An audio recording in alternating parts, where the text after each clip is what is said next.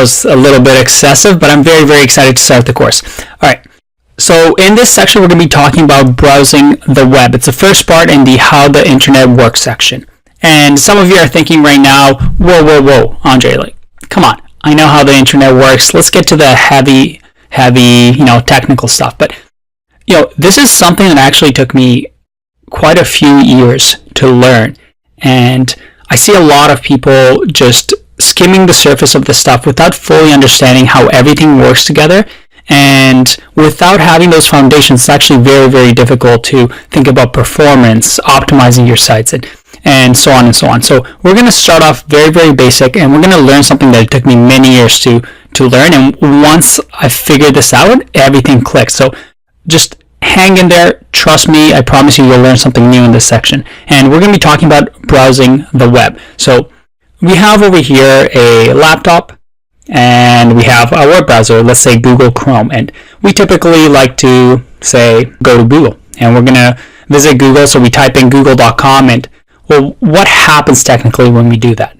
So when we enter google.com, we press enter on our keyboard. We ask a question. Who's this google.com fellow? And that question gets asked all the way down to our ISP.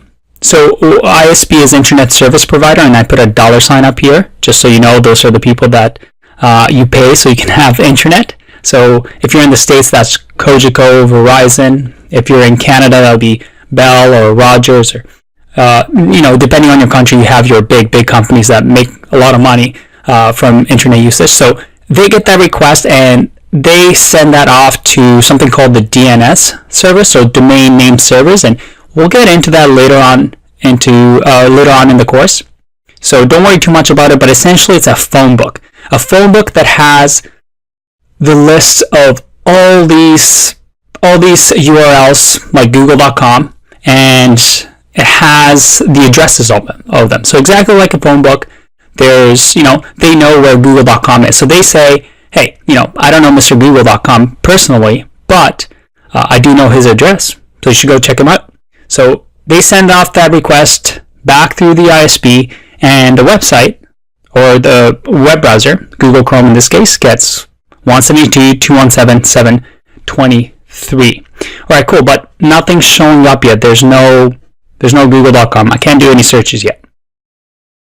Okay, we received what we call an IP address. So think of this as something that every single computer has one. Anything that's connected to the internet has its own address. So the laptop that I'm working on right now has an IP address. Your laptop or computer has an IP address.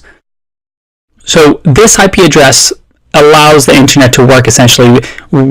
It knows our location, our address. So what we do now with google.com, we know this IP address, the browser sends off another request to the Google servers, and it knows where the Google servers are because we have this address. So we go seek it out, and you can think of servers as computers essentially. My laptop could be a server, your computer could be a server. Servers are essentially computers that are sometimes in basements or in huge server farms, and they have a piece of software running that, just like at a restaurant where a server brings you food, it knows how to send you files when you request for them. So we send this off, and the Google servers say, oh yeah, no problem. Let me give you my HTML, CSS, and JavaScript. And we'll get into what those are later on in the course, but think of them as just text files. They're text files that Google is going to send to the browser so we can have Google working. So let me just minimize this and show you what it's doing. So we're copying these files, and Google server is saying, yeah, no problem. Thanks for asking for Google. Here it is. And the web browser receives the HTML, CSS, and JavaScript. So if we go to the next section, boom, we have google.com, and everything's working. Now, that sounded like a whole bunch of stuff that happened in between, and when we're on the internet, everything is quite fast, but yeah, underneath the hood, all of that is happening, and it's crazy to think how fast everything works. Don't take my word for it. Let's just check this process that I'm not just making stuff up for you. If what we learned was correct, technically, we can skip this process, right? I mean, if we know the address of Google, can we just,